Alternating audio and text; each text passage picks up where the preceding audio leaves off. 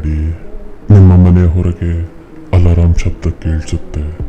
ಆಕಾಶದಲ್ಲಿ ಕ್ಷಿಪಣಿಗಳು ಹಾರ್ತಾ ಇದ್ದಾವೆ. ಜನರು ಭಯದಿಂದ ಓಡ್ತಾ ಇದ್ದಾರೆ. ಇದು ಸಿನಿಮಾದ ದೃಶ್ಯ ಅಲ್ಲ, ಇದು ವಿಶ್ವ ಯುದ್ಧದ ನಿಜವಾದ ಭಯಾನಕ ಸತ್ಯ.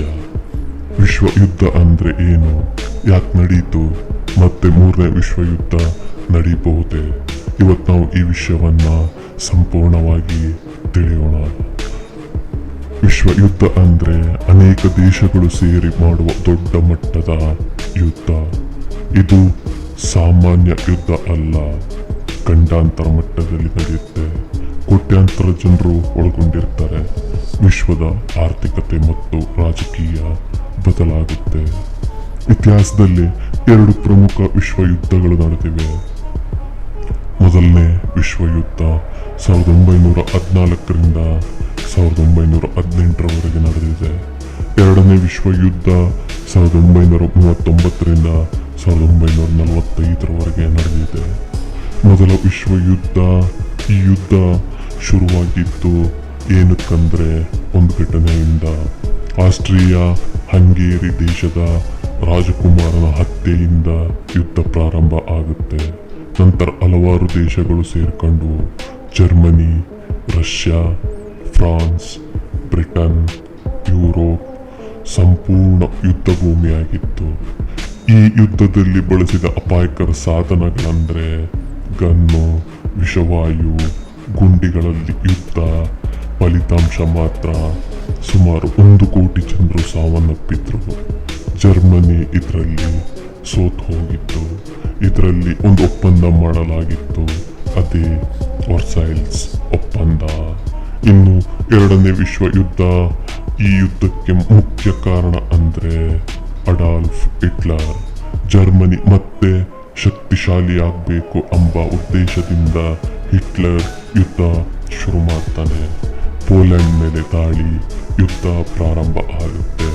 2 ಗುಂಪುಗಳಾಗಿ ರೂಪುಗೊಳ್ಳುತ್ತೆ. ಅಕ್ಷಶಕ್ತಿಗಳು ಅಂದ್ರೆ ಜರ್ಮನಿ, ಜಪಾನ್. ಮೈತ್ರಿ ಶಕ್ತಿಗಳು ಅಂದ್ರೆ ಅಮೇರಿಕಾ, ಬ್ರಿಟನ್, ರಷ್ಯಾ. ಪ್ರಮುಖ ಘಟನೆಗಳಂದ್ರೆ ಇದರಲ್ಲಿ ಹೋಲೋಕಾಸ್ಟ್, ಲಕ್ಷಾಂತರ ಜನರ ಹತ್ಯೆ. ಜಪಾನ್ ಅಮೇರಿಕದ ಮೇಲೆ ದಾಳಿ ಮಾಡುತ್ತೆ. ಭಾರಿ ಯುದ್ಧಗಳು ನಡೆಯುತ್ತವೆ. ಅತ್ಯಂತ ಭಯಾನಕ ಘಟನೆ ಅಂದ್ರೆ ಸುಮಾರು 7 ಕೋಟಿ ಜನರು ಸಾವನ್ನಪ್ಪಿದ್ರು.